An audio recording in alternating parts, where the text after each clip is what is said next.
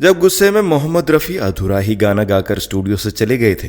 दोस्तों, आज हम फिर उस महान आत्मा के बारे में बात करेंगे जो परमात्मा में विलीन हो गया है, जिनके दीवाने उनके बारे में हर किस्सा, हर कहानी सुनने को उत्सुक रहते हैं।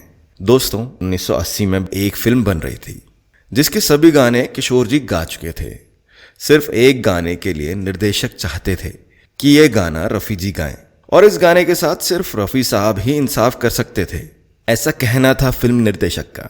लेकिन संगीतकार चाह रहे थे एक नई आवाज, नया गायक, और फिर एक गाना गवाने के लिए रफ़ी साहब को बुलाने में संगीतकार संकोच कर रहे थे।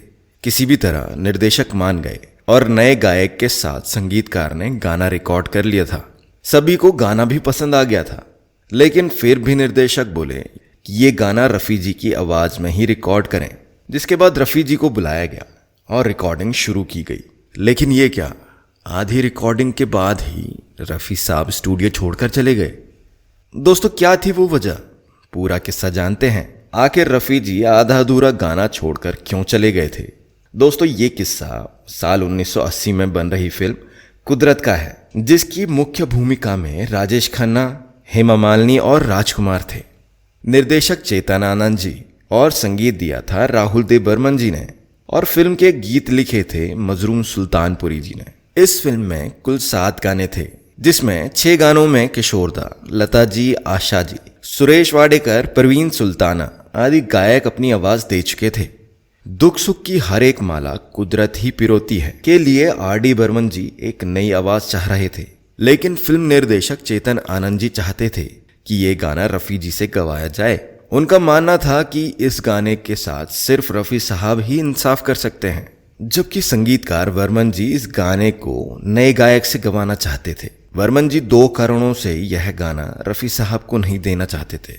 एक तो फिल्म के सभी गीत किशोर जी ने गाए, इसलिए सिर्फ एक ही गाने के लिए रफ़ी साहब को बुलाने में उन्हें संकोच हो रहा था, और दूसरा कि वो नए गायक को मौका देना चाहते थे। वर्मन जी के बहुत आग्रह करने पर चेतन आनंद जी ने नए गायक को सुना और उसकी आवाज में गाना रिकॉर्ड करने की अनुमति दे दी।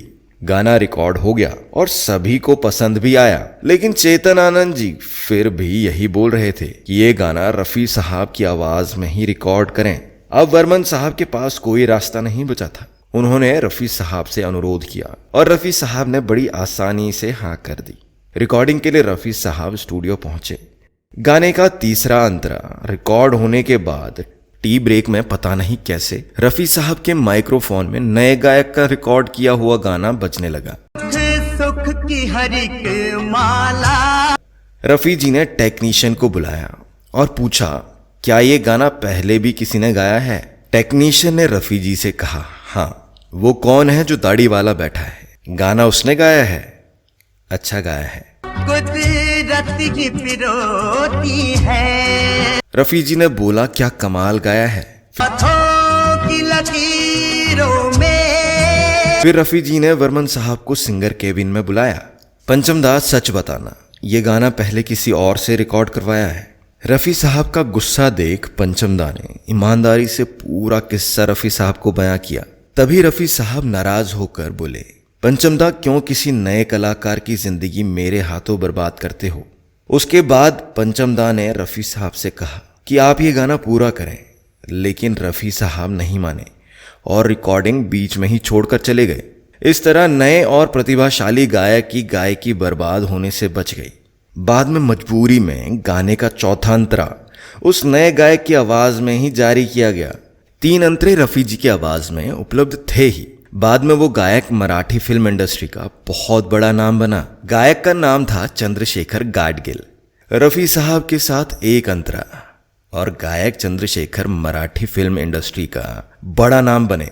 दोस्तों, ऐसा किरदार था मोहम्मद रफ़ी साहब का, निहायत शरीफ, सीधा, दयालु, किसी का भी हक न मारने वाला। रफ़ी जी गायक तो महान थे ही, लेकिन इंसान भी बहुत अच्छे थे।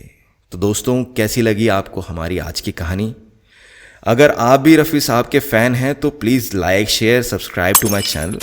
Thank you friends.